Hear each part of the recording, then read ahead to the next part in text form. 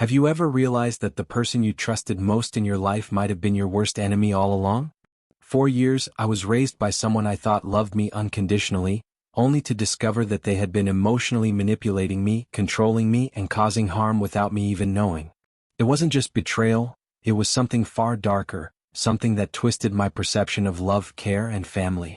In this video, I'll take you on a journey through the discovery of these painful truths, the emotional scars I carry, and how I finally broke free from the toxic grip that held me.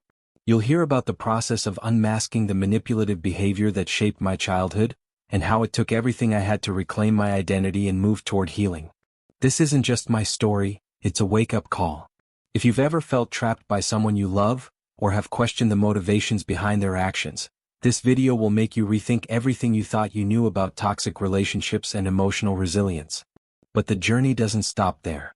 Together we'll talk about how I overcame my fear, learned to trust again, and reclaimed my power. If you're ready to hear the truth, click follow and subscribe.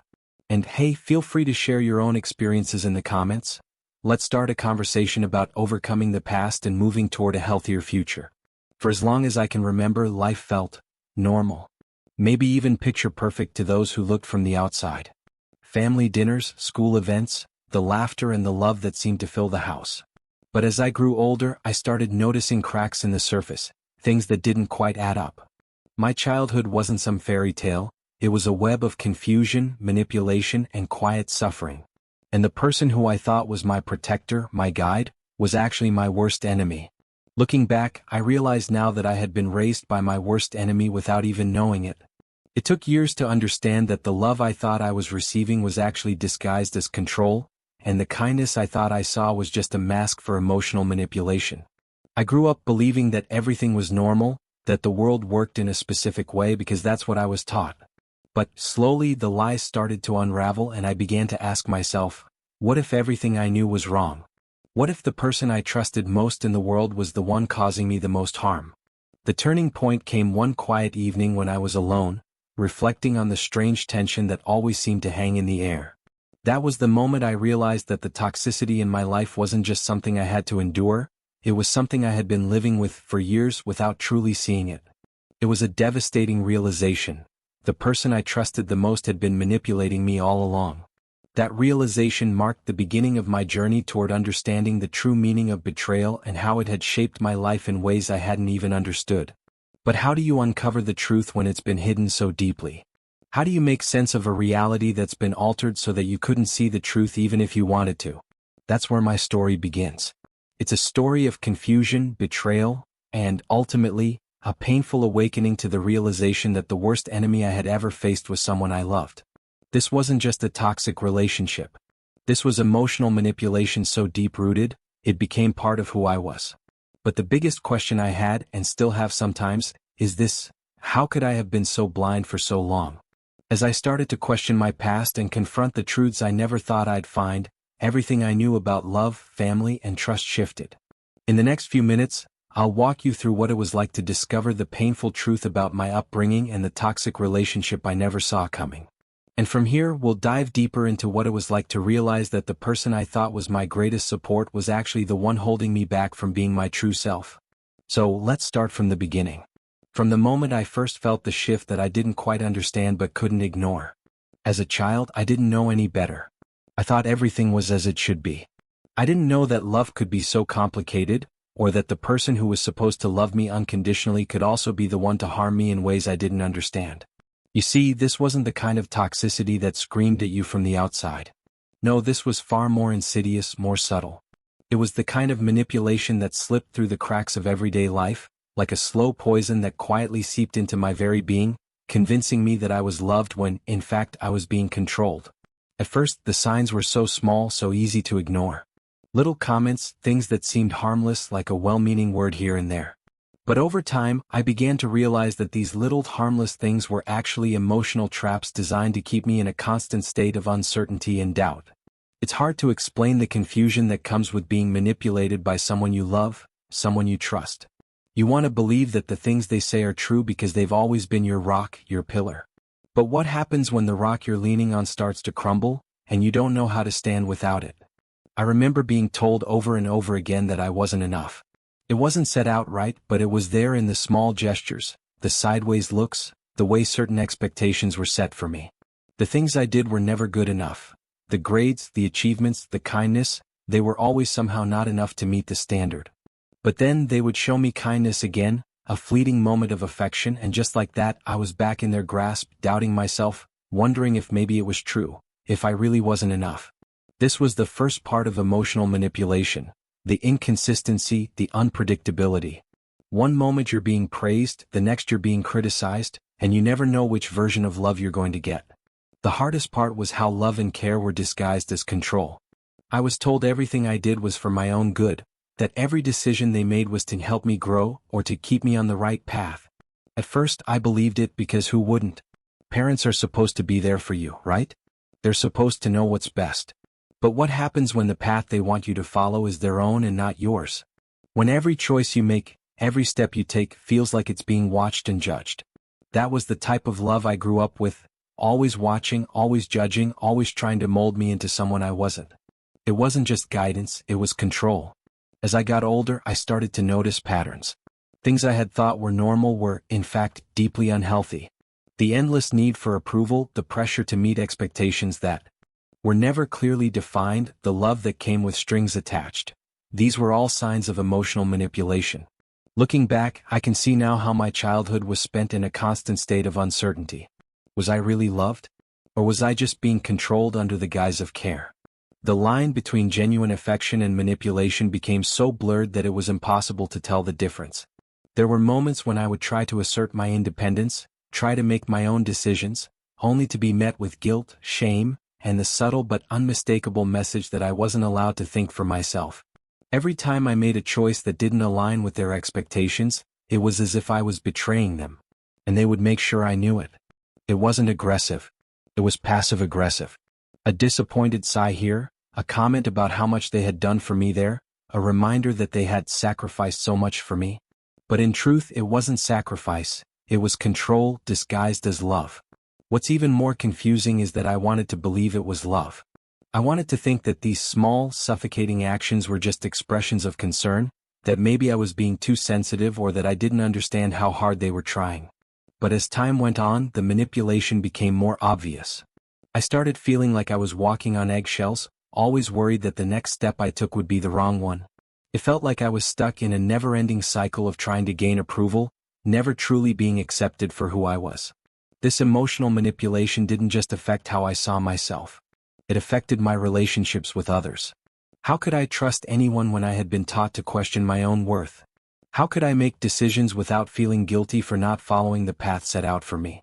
I started doubting everything, myself, my abilities, my right to happiness. But as time passed, I began to realize something crucial. This wasn't love. This was manipulation. And as painful as it was to admit, the hardest part wasn't recognizing it. It was facing the truth that this person, the one I had trusted more than anyone, had been my worst enemy all along.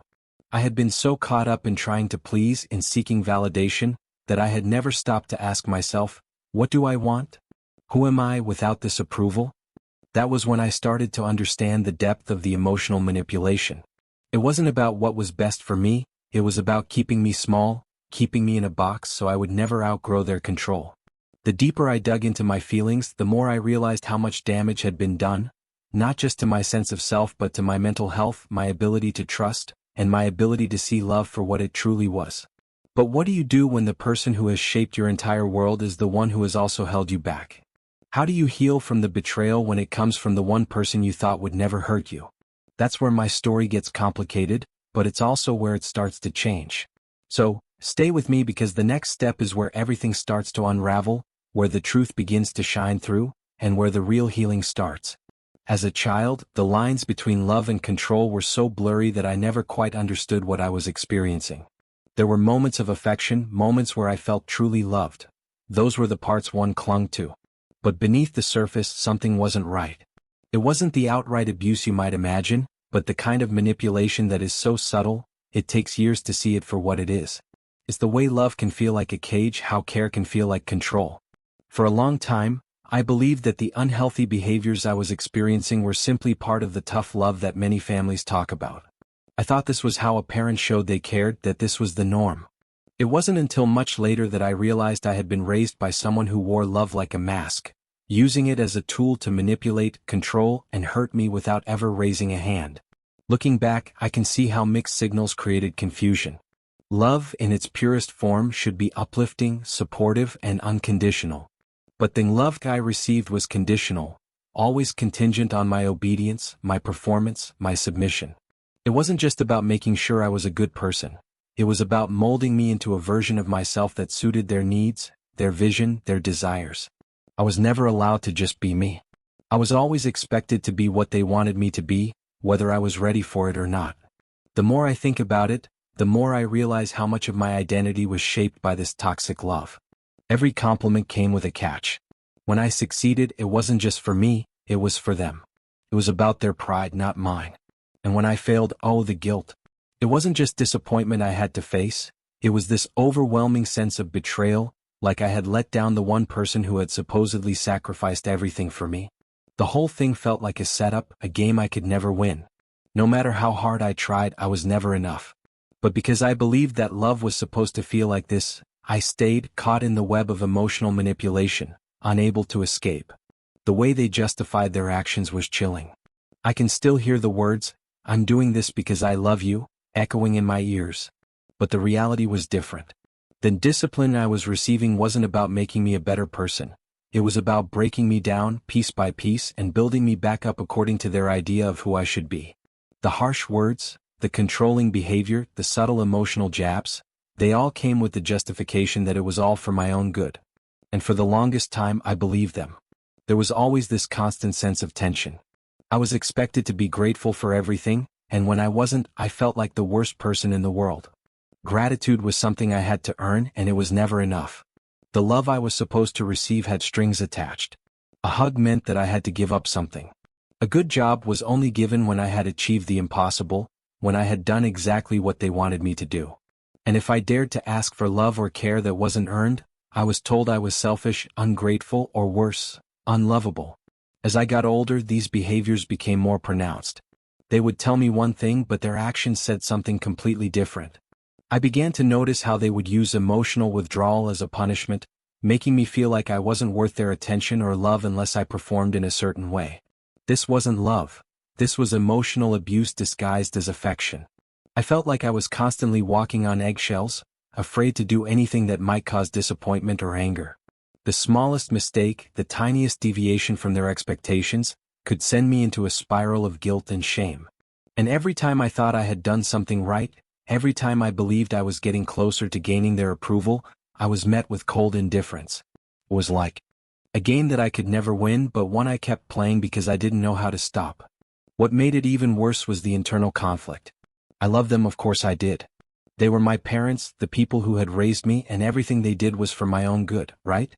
The problem was that I had been conditioned to believe that love was something you earned, something that came with conditions.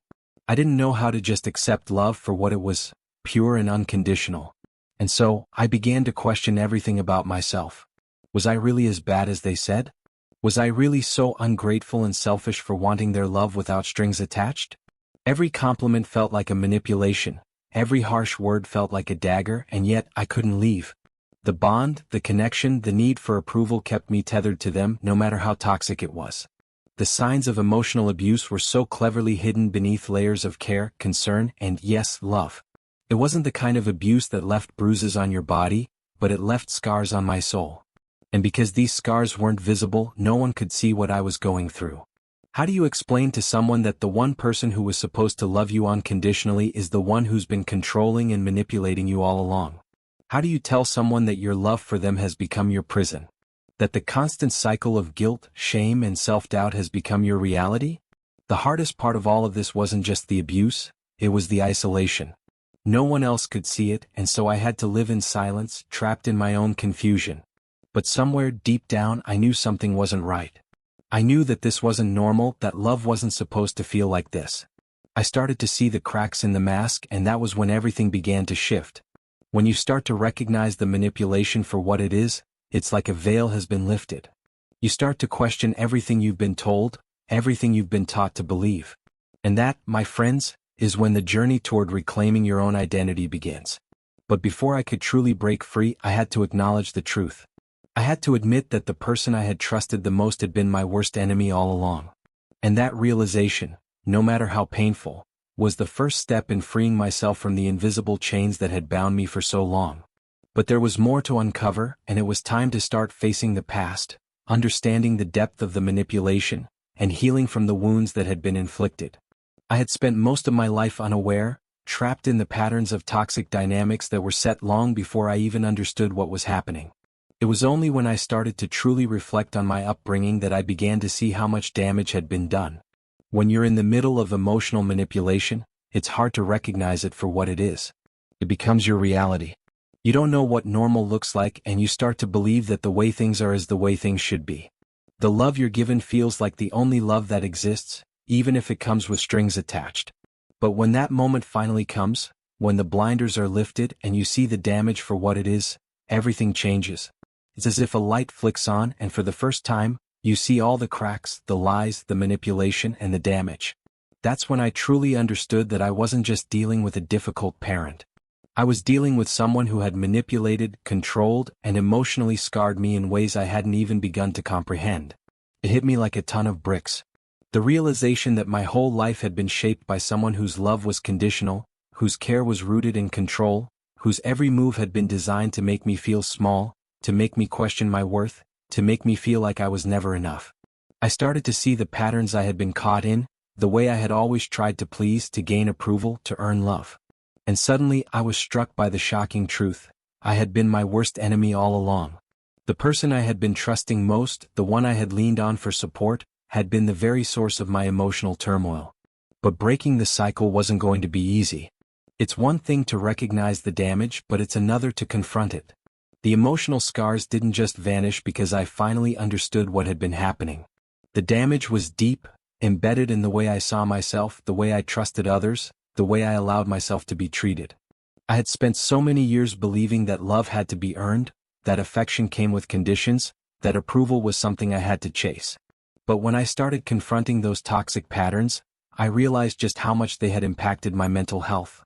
I realized how much of my sense of self was tied to someone else's validation. The constant need for approval had driven me to the point of losing my own identity. I had become a shell of the person I could have been because I was constantly trying to be someone I wasn't, someone they wanted me to be. And let me tell you, it wasn't just about recognizing the damage. It was about feeling it, really feeling it in the pit of my stomach every day. The anger, the resentment, the shame, it all rushed in at once like a floodgate had opened. I felt cheated, betrayed by someone I should have been able to trust. I felt like I had wasted so much of my life trying to live up to impossible expectations, only to realize that none of it had ever been about me. It had all been about them.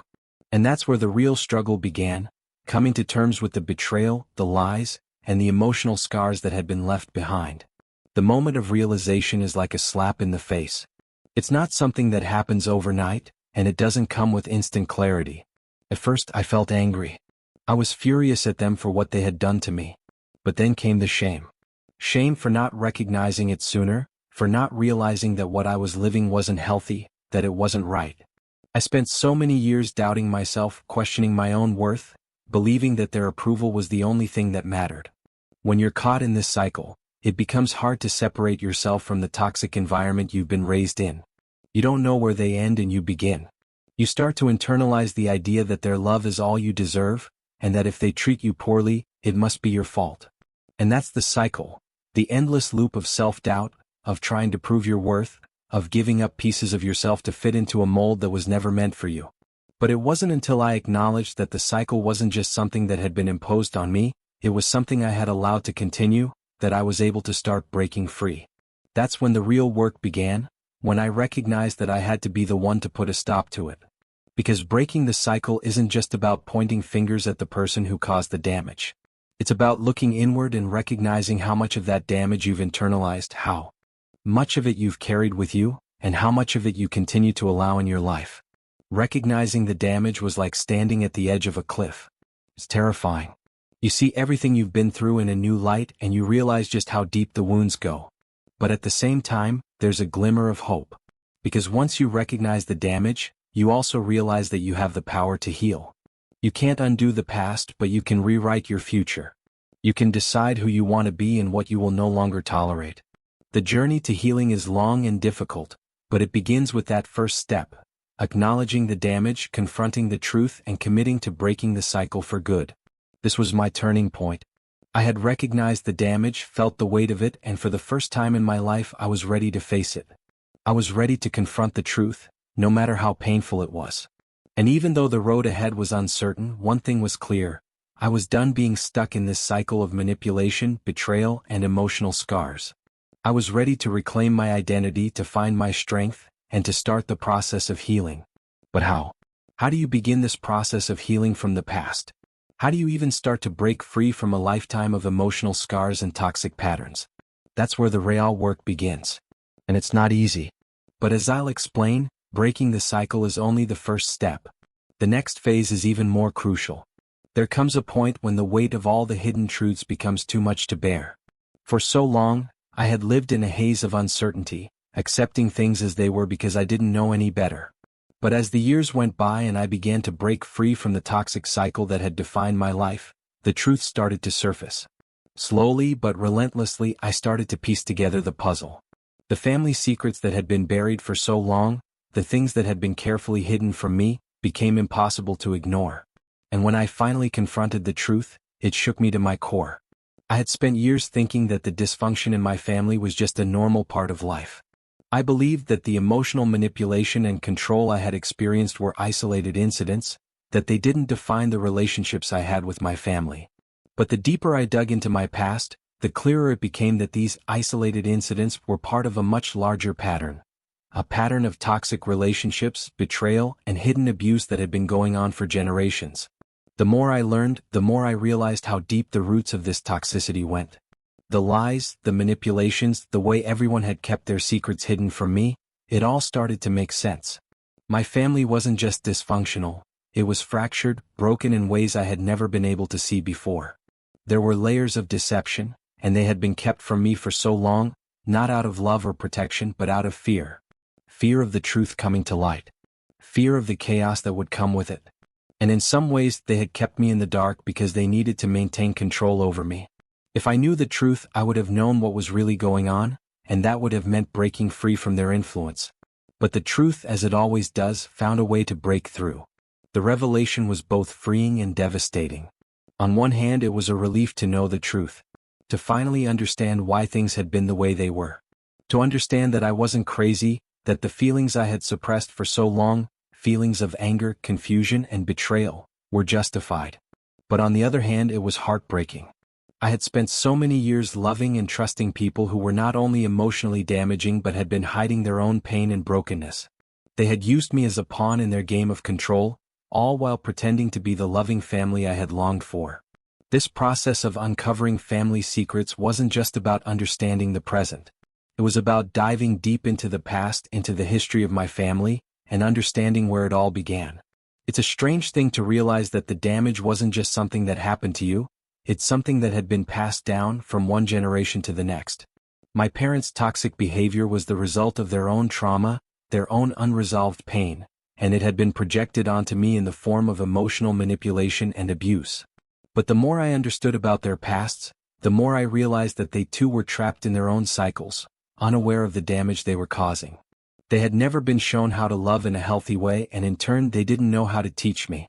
The hardest part was reconciling the person I had loved with the person who had hurt me. How could the person I looked up to, the one who had claimed to care for me, also be the source of so much pain? How could they have hidden these truths from me for so long?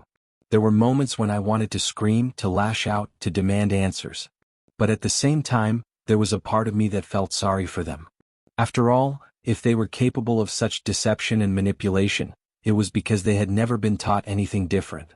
It was heartbreaking to realize that they, too, had been trapped in a cycle of emotional abuse and trauma that they didn't know how to break free from. But that didn't excuse the harm they had caused. Uncovering these family secrets wasn't just about shedding light on the past. It was about finding the courage to face it head-on. I couldn't hide from it anymore. I couldn't ignore the way I had been treated, the way my emotional needs had been disregarded.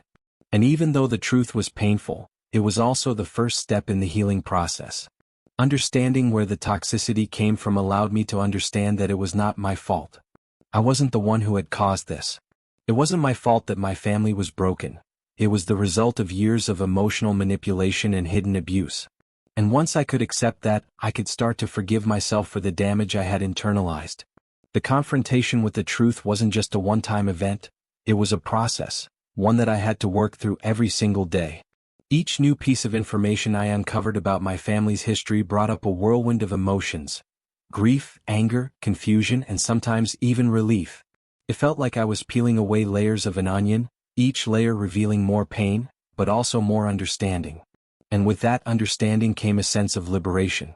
The more I understood, the more I could let go of the guilt I had carried for so long. It was no longer my responsibility to protect my family from the truth. It was no longer my burden to bear. And yet, even as I began to understand the truth, there was still a lingering fear. A fear of what would happen once everything was exposed. Would my family still love me once they knew I saw through their facade? Would they accept me for who I was, or would I be cast aside, just another casualty of their toxic dynamics? These fears kept me up at night, but I knew that I had to confront them if I ever wanted to move forward. I had to face the truth, no matter how painful it was, in order to free myself from the shackles of emotional manipulation and toxic relationships. And even though it was terrifying, I knew that I was ready to take that step. As I began to piece together the family secrets, I realized that I was no longer the same person I had been before. The person who had been manipulated and controlled by their love, the person who had been trapped in a cycle of emotional abuse, was gone. I had learned to confront the truth no matter how ugly it was. And that was the beginning of my personal awakening. With every secret that was unveiled, I was reclaiming a part of myself that had been lost for so long. I was finding the strength to break free, to step into the light, and to start the healing process. And with that revelation, the next step in my journey was clear. I had to overcome the past. But how? How do you heal when the very people you trusted most were the ones who hurt you the most? How do you move forward when the wounds run so deep? The answers weren't easy, but they were essential to my journey of self-discovery. The day I finally realized I had to break free from the toxic grip of my past was one of the hardest of my life. It was like standing at the edge of a cliff, looking down into a vast unknown, with the weight of my entire history pulling me back, trying to keep me from moving forward. But I knew deep down that I couldn't continue living in the shadow of my family's toxicity, and I couldn't keep ignoring the emotional scars that were suffocating me. I had to break free, not just from the abuse but from the mindset that had been instilled in me for so long. For years, I had been trying to reconcile the love I had for my family with the damage they had done to me. I had been gaslighting myself, convincing myself that I could fix things, that if I just tried hard enough, I could make them see what they had done and somehow restore the relationships. But that was a lie. The more I tried, the more I was left feeling empty and abandoned. It wasn't just about me. It was about breaking free from a cycle that had been ingrained in my mind and heart since childhood. I had to confront my fears, my guilt, and my shame head-on, and finally accept that this wasn't just some rough patch I could push through. At first, it was like swimming in a sea of confusion and doubt. I didn't even know where to begin. How do you even start to heal from emotional manipulation that has been going on for years? How do you find your voice after being silenced for so long? How do you separate yourself from the identity that was forced on you by toxic parenting and broken family dynamics? The questions kept swirling in my mind, and the path forward seemed so unclear. But that's when I realized that the first step toward self-discovery wasn't about knowing the answers. It was about being brave enough to ask the questions. The process of breaking free wasn't linear. There were moments of clarity, moments when I could see the truth and feel the strength to move forward. But then there were the moments of overwhelming doubt, the times when I would doubt my ability to ever truly heal, or question if I was strong enough to leave behind the only family I had ever known. For so long, I had based my identity on my family's approval. I had let their judgments define me, and in return, I had buried my own desires, my own dreams, just to survive. To think of breaking away from that felt like trying to start over from scratch, but in reality, it was the only way I would ever have the chance to reclaim my life. I remember the first time I consciously decided to cut ties. It wasn't just physical, it was emotional, mental, and spiritual. It wasn't about making a grand gesture or burning bridges, though in some ways that was part of it. It was about saying, I deserve better than this. For the first time in my life, I stood up for myself and chose myself. I knew that no matter how difficult it would be, I had to do it. I had to stop the cycle of toxic relationships that had been passed down to me like an inheritance I never asked for. But that's what happens when you're raised by your worst enemy without realizing it. You don't know any better until you do. And once you do, you can't unsee it. During this time, I found myself alone in ways I had never experienced. Sure, I had been physically alone many times before, but this was different. This was the solitude that comes with healing. It's not just the absence of people. It's the space that's created when you remove the toxic dynamics that have been surrounding you for so long. And at first, that space was suffocating. It felt like being lost in a desert with no way out. The noise in my head was overwhelming, the doubts, the fears, the old wounds that were reopening all at once. But what I didn't realize at the time was that this emptiness, this uncomfortable solitude, was exactly what I needed to heal. Learning to trust myself again was one of the most challenging aspects of this journey. For so long, I had been manipulated into believing that I wasn't worthy of love or respect unless I did things their way. I had been made to feel like I was broken, like I had no value unless I was fulfilling the role they expected of me. But as I started to piece together my true identity, I realized that I had always been worthy of love, of respect, and of happiness. And that's when I began to rebuild, brick by brick, the foundation of who I really was. There were many small victories along the way. The first time I set a boundary with someone and felt strong enough to enforce it. The first time I said no without guilt. The first time I realized I had the right to take up space in this world without shrinking back. Every single one of these moments was a reminder that I was reclaiming my power, step by step, and that I had the strength to stand on my own. But none of this came easily. There were setbacks, moments of relapse where I found myself slipping back into old patterns. I would doubt myself, wonder if I was doing the right thing, or get scared that I had made the wrong decision. The guilt of breaking free from my family still haunted me. But as I worked through the healing process, I started to understand something that I had never fully grasped before. Healing isn't about perfection. It's about progress. It's about learning to live with the scars, to honor the pain, and to find meaning in the journey, even when it's messy and complicated. And as I moved through this journey of self-discovery, I started to notice something incredible. I was stronger than I had ever known. I had faced my deepest fears, uncovered the painful truths about my family, and still I was standing. I wasn't just surviving anymore. I was beginning to thrive. The emotional resilience I had built over the years wasn't just a defense mechanism, it was a source of power. I wasn't the person I was before. I wasn't the victim of toxic relationships or the child of emotionally manipulative parents. I was a person who had faced the worst parts of my past and come out the other side, ready to embrace the life I had always deserved. But that wasn't the end. The next step in my journey was even more daunting, breaking the cycle once and for all. But how would I do it? How could I stop the emotional manipulation, the toxic dynamics, the betrayal, and the trauma from affecting the next generation? Could I truly be the one to end it? And so, the cycle of self-discovery, healing, and growth continued. The next chapter of my journey was all about breaking that cycle, for good. When I first started my healing journey, I thought it would be a quick fix. You know, like you walk into therapy, say a few things, and boom, everything gets better. But let me tell you, healing is nothing like that. It's more like peeling back layers of an onion, one tearful layer at a time. And honestly, it's messy. It's uncomfortable. And at times, it feels like you're never going to reach the center. But I learned quickly that the only way out is through. You can't skip the steps. You can't rush the process. You have to be patient with yourself, something I wasn't used to. I had spent my whole life being manipulated and gaslit by my own family, so I didn't even know how to trust myself, let alone trust the process of healing. The first step was therapy, something I never really thought I'd need. Growing up, therapy was always seen as something for weak people, but I quickly learned that it was a lifeline. The right therapist helped me open up about everything I had buried for so long. The emotional abuse, the betrayal, the toxic parenting, and yes, the deep scars it all left on me. Therapy wasn't just about talking, it was about feeling. For years, I had suppressed my feelings because I wasn't allowed to feel them. I was told that my pain didn't matter, that I wasn't allowed to be upset, and I certainly wasn't allowed to be angry. But healing requires you to feel everything, the good, the bad, and the ugly. So I cried. A lot.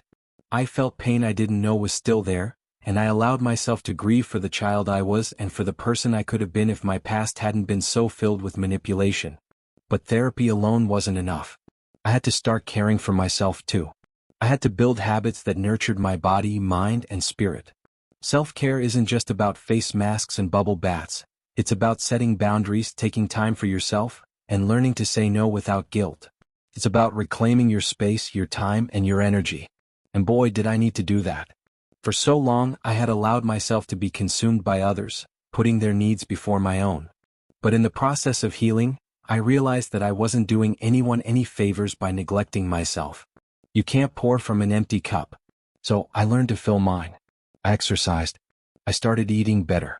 I set aside time for activities that made me feel good, like reading and journaling. I started taking care of myself, not just physically but emotionally. I surrounded myself with people who respected my boundaries and showed me what love could look like without manipulation. Then there was the hardest part, facing setbacks. You see, healing isn't linear.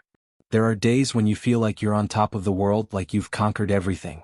And then there are days when you feel like you're back at square one, like you haven't made any progress at all. It's easy to feel discouraged on those days, to want to give up and just let the trauma win. But that's where emotional resilience comes into play. You have to pick yourself up even when it feels impossible. I started to understand that setbacks didn't mean failure. They were simply part of the journey. Progress isn't always about big leaps forward. It's about staying the course even on the hard days. I had to remind myself constantly that healing doesn't mean perfection.